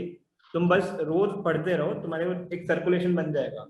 और यार बहुत भाई अभी बहुत सारे लोग क्या करते हैं कि स्टार्ट करते हैं बहुत ज्यादा मोटिवेशन के साथ, किताबें मंगा लेंगे, मोटिवेशन में रहेंगे कि हाँ ठीक है अभी मैं करूंगा। धीरे धीरे 1-2 महीने बाद उनका मोटिवेशन डाउन होने लगता है। उन्हें लगता है कि यार बहुत लंबा, पर मैं बता दूं कि ये बहुत लंबी जर्नी है, एक बहुत लंबी जर्नी है। आपको 1 साल या 8-9 महीने अगर आप बिगिनिंग से स्टार्ट करते हैं तो मतलब बिगिनिंग से स्टार्ट करते हैं तो 1 साल आपको लगना है, 1 साल आपको लग जाएगा। बिल्कुल है। तो इतना लंबा जब तो आपका एक मोटिवेशन बना रहना चाहिए। और मेरा क्या रहता था कि अगर मेरा मोटिवेशन डाउन जा रहा है तो मैं टेस्ट लिख लेता। टेस्ट लिखने से क्या होगा कि मेरे मार्क्स अच्छे आ जाएंगे तो मैं खुश हो जाऊंगा। लेकिन कभी कभी ये उल्टा भी पड़ जाता था कि मार्क्स मेरे डाउन आ गए तो मैं और ज्यादा डिमोटिवेट। फिर उस दिन मैं क्या किया कि मैं उस दिन छोड़ दिया, उस दिन कुछ नहीं पढ़ा। अपने लिए मुझे कुकिंग का मतलब काफी शौक है, तो मैं अच्छा खाना बनाया अपने लिए, खाया और सो गया। और नेक्स्ट डे उठा फिर फ्रेश पूरा। और उसके बाद मैं फिर अपने जो पिछला टेस्ट मेरा खराब गया है उसके देखा कि क्या क्या क्वेश्चन मेरे नहीं बने, और सिर्फ उनके टॉपिक्स उठाया, जाके अपने नोट्स को रेफर किया, एक बार दोबारा उनको पढ़ लिया और इसी टॉपिक पे एक दो क्वेश्चन और लगा लिया। और ऐसे करते करते मतलब ये एक बहुत लंबा प्रोसेस है, आपको 7-8 महीने लग जाएंगे। मतलब टेस्ट सीरीज को आपको मतलब 6-7 महीने देने चाहिए। टॉपिक वाइज टेस्ट हो गया, सब्जेक्ट वाइज टेस्ट हो गया, उसके बाद मल्टीपल सब्जेक्ट टेस्ट हो गया, और फुल लेंथ टेस्ट आप 20-22 दे लो, काफी है। ठीक है यार, तो अब ये करना जरूरी है। तो ठीक है, तो फाइनली अब ये हुआ है कि स्कोर है इस बार भी 80-80, दोनों की गेट पर रैंक भी बनी 86-86, गेट स्कोर बना 865-865। इन्होंने इंस्ट्रूमेंटेशन का पेपर दिया और उसमें एकदम फोड़ के आए हैं। इंस्ट्रूमेंटेशन में इनकी रैंक बनी 4। मैंने इंस्ट्रूमेंटेशन का पेपर इसलिए नहीं दिया ये सोच के कि यार वो तो पेपर ही अलग होगा, इलेक्ट्रिकल का अपना चुपचाप देते हैं शांति से। पर यहाँ पे देख, यहाँ पे सीखने वाली बात भी है कि ज्यादा नहीं सोचना होता, अपना पढ़ाई करो, एग्जाम दे के आओ। इन्होंने इलेक्ट्रिकल की तैयारी करी दिवाकर ने, और इलेक्ट्रिकल की तैयारी के साथ ही केवल इंस्ट्रूमेंटेशन में 4 रैंक लिए हैं, तो इनको इसका बहुत फायदा होगा मेरे ख्याल से। मतलब एडमिशन में कट ऑफ जो एडमिशन के लिए, एमटेक के लिए, और एकदम खुल जाएगा जैसे पीएसयूज हो गए हैं, बिल्कुल पीएसयू हैं जैसे गेल है, तो गेल में इंस्ट्रूमेंटेशन वालों को ले लेते हैं। बिल्कुल। उसमें क्या होता है कि जो इलेक्ट्रिकल एंड इलेक्ट्रॉनिक्स होते हैं, इलेक्ट्रिकल एंड इंस्ट्रूमेंटेशन होते हैं, उन्हीं लोगों को लेता है। मेरी क्या है, ब्रांच इलेक्ट्रिकल है, मेरे लिए वो इतना फ्रूटफुल नहीं है पीएसयू के टर्म्स में, लेकिन आईआईटी बॉम्बे और आईएससी बैंगलोर की अगर मैं वो लेना चाहता हूँ तो वो उससे मैं ले सकता हूँ। बिल्कुल बिल्कुल। तो अभी क्या है कि अभी अनअकैडमी जो है एक स्पेशल क्लासेस, अनअकैडमी पर हम लोग स्पेशल क्लासेस लेने जा रहे हैं। तुषार भी क्लास लेने जा रहा है, वो कॉन्सेप्ट थ्रू क्वेश्चंस वो लेने जा रहा है, कॉन्सेप्ट थ्रू क्वेश्चंस के हाँ, तो जब मेरी क्लासेस होंगी मैं मतलब इलेक्ट्रिकल के सारे टॉपिक्स से मोस्टली कोशिश करूंगा कि जैसे जिन जिन टॉपिक्स में तुमको डिफिकल्टीज आती है ना, मैं एक टेलीग्राम चैनल भी बना लूंगा या इंस्टाग्राम पे, वो मैं भी कर लूंगा आने वाले 1-2 दिन में, तुम सबको इन्फॉर्मेशन मिल जाएगी। तो क्या करूंगा कि मैं हर एक इलेक्ट्रिकल के ऐसे टॉपिक्स हैं जिनमें डिफिकल्टीज आती हैं, उन पे मैं वीडियो लेक्चर स्टार्ट करने का सोच रहा हूँ, या फिर उन पे कुछ प्रॉब्लम्स हो गई या कुछ प्रॉब्लम सॉल्व कर लेंगे, या कुछ प्रीवियस ईयर ऐसे पेपर सॉल्व कर लेंगे। Diwakar is going to start network theory all from the basics, कि भाई तुम सेकेंड ईयर में हो, तुम थर्ड ईयर में हो, तुम फोर्थ ईयर में हो, तुम ड्रॉपर हो, तुम्हें नेटवर्क थ्योरी नहीं आता, तुम्हें अब नेटवर्क थ्योरी सीखना है, तो दिवाकर तुम्हें यहाँ से यहाँ तक लेके जाएगा पूरा नेटवर्क थ्योरी में। तुम पूरा दिवाकर को फॉलो करना। तो दिवाकर तुम्हारी भी स्पेशल क्लासेस होगी ना? मैं बिल्कुल बेसिक से लूंगा। हाँ, कि नेटवर्क ये ऐसा सब्जेक्ट है जो हमें इलेक्ट्रिकल मशीन्स और पावर सिस्टम में भी बहुत ज्यादा हेल्प देता है। सब जगह नेटवर्क इज द जान ऑफ। जैसे हो गया पावर इलेक्ट्रॉनिक, ये है कि नेटवर्क टूल है, सब्जेक्ट में इसको मानता नहीं, ये एक टूल है कि बाकी सब्जेक्ट को में भी यूज आएगा। बिल्कुल। तो बिना नेटवर्क के बेसिक के बाकी सब्जेक्ट को कर पाना इलेक्ट्रिकल में बहुत ज्यादा डिफिकल्ट, बिल्कुल मतलब बहुत ज्यादा डिफिकल्ट है। तो मैं इसीलिए नेटवर्क की क्लासेस पहले लेना जा रहा हूँ, और मैं बिल्कुल बेसिक से पढ़ाऊंगा। और गेट का जितना सिलेबस है, गेट तो इसमें कवर हो ही जाएगा। अब जैसे आने वाले एग्जाम है HAL, HPCL, और जो ESE है, ESE आने वाला है, तो वो भी कवर, उसका भी पूरा सिलेबस कवर मैं कर लूंगा, पूरा बेसिक से नेटवर्क का। तो मेरी क्लासेस जो पहली बार पढ़ रहे हैं, जो भी नेटवर्क को पहली बार पढ़ रहे हैं, ये उन्हीं के लिए बेनिफिशियल है। एक बार पहले पढ़ चुके हैं उनके लिए बेनिफिशियल इतना ज्यादा रहेगा, क्योंकि उन्हें पहले से ही इतनी चीजें पता है कि मैं कुछ एक्स्ट्रा रैंक इंप्रूवमेंट के लिए मैं नहीं पढ़ाने वाला हूँ अभी मैं सिर्फ बिल्कुल बेसिक से पढ़ाऊँ। और मेरा ये रहेगा कि मैंने मतलब IIT दिल्ली में जितनी भी अपने कॉलेज की क्लासेस अटेंड करी हैं, मैंने बहुत ही मतलब अच्छे से नोट्स वगैरह बनाए हैं। और मैंने अभी गेट की प्रिपरेशन भी, इसलिए मैं पहले अभी इंटेल में काम कर रहा था, इंटेल VLSI के लिए जो आती है, तो मतलब उसके अच्छा खासा टेस्ट लेते हैं वो लोग भी। तो मैं क्या करूंगा कि जो बेसिक पिन पॉइंट कंसेप्ट है ना, मैं कोशिश करूंगा कि मैं तुमको उसको अच्छे से डिलीवर कर पाऊँ, क्योंकि मैंने भी गेट की तैयारी करी है, दिवाकर ने भी गेट की तैयारी करी है, दोनों की अच्छी रैंक आई है। तो हम दोनों समझते हैं कि कौन से टॉपिक्स हैं कि कहाँ पे कमियां आती हैं। तो मैं तुम्हारा नंबर भी ले लूंगा, और हम दोनों मतलब डिस्कस भी कर लेंगे कि क्या क्या एरियाज हैं। तुम लोग कमेंट सेक्शन में भी नीचे डाल देना कि किस टॉपिक पे तुम चाहोगे कि एक आध क्लास हो जाए, तो तुम्हारे लिए काफी हेल्पफुल होगा। हाँ, ये है कि जो अभी अनअकैडमी में भी कुछ बैचेस स्टार्ट होने वाले हैं, जैसे डिजिटल और इंस्ट्रूमेंटेशन कर रहे थे। हाँ, डिजिटल और इंस्ट्रूमेंटेशन के लिए, तो वो उसका जो डिस्क्रिप्शन है, वो भी लिंक जो है वो डिस्क्रिप्शन में है, बिल्कुल। तो वो आप चेक कर सकते हैं। और अगर आपको कुछ स्पेशल क्वेरीज है, कुछ हमसे आप पूछना चाहते हैं, तो हमसे आप इंस्टाग्राम पे या टेलीग्राम पे या फिर कमेंट में भी आप डाल सकते हैं। ठीक है, कमेंट भी हम लोग पढ़ेंगे, हम देखेंगे, बिल्कुल। तो वहाँ पे भी हम रिप्लाई कर देंगे। हाँ, इस पे एक ऑफिशियल क्लैरिफिकेशन हम डाल देंगे। अभी इस वीडियो इस नॉलेज फाइट के बाद मैं दिवाकर का नंबर दे दूंगा और हम देख लेंगे कि कंबाइंड टेलीग्राम ग्रुप या कुछ ऐसा कर लेंगे। ठीक है, तो यार दिवाकर बहुत मजा आया यार नॉलेज फाइट करके, पर दिल को सुकून नहीं मिला कि अभी भी फिर से 80 स्कोर रह गया, पर ठीक है। तो अब नॉलेज फाइट मतलब अभी मतलब यहाँ पे हम क्लोज कर सकते हैं। हाँ, तो अभी फिर अब नॉलेज फाइट खत्म करते हैं। बहुत मजा आया यार, thank you Unacademy for Thank you everyone. Yes, thank you everyone for watching. Unacademy. India will awake to life and freedom. चल उठ जा, let's crack it, जोर दे लगा, let's crack it, भीड़ को छोड़ दे, let's crack it, रास्ते मोड़ दे, let's crack it, चल उठ जा, let's crack it, जोर दे लगा, let's crack it, भीड़ को छोड़ दे, let's crack it, रास्ते मोड़ दे, let's crack it। साधारण सी है ये बात, परीक्षा करनी है पास, रोक के रखना अपनी सांस, अपनी एक ही आस पीछे सारे मंत्र और रट ले सारे फॉर्मूले, जब तक पार लगे ना नहीं तब तक रेस्ट ना तू ले। तो इस बार तू आड़ दे, 6 फुट अंदर गाड़ दे, आसमां को फाड़ दे, जोर से दहाड़ दे, अंदर की आवाज सुन जो तेरे भीतर आई है।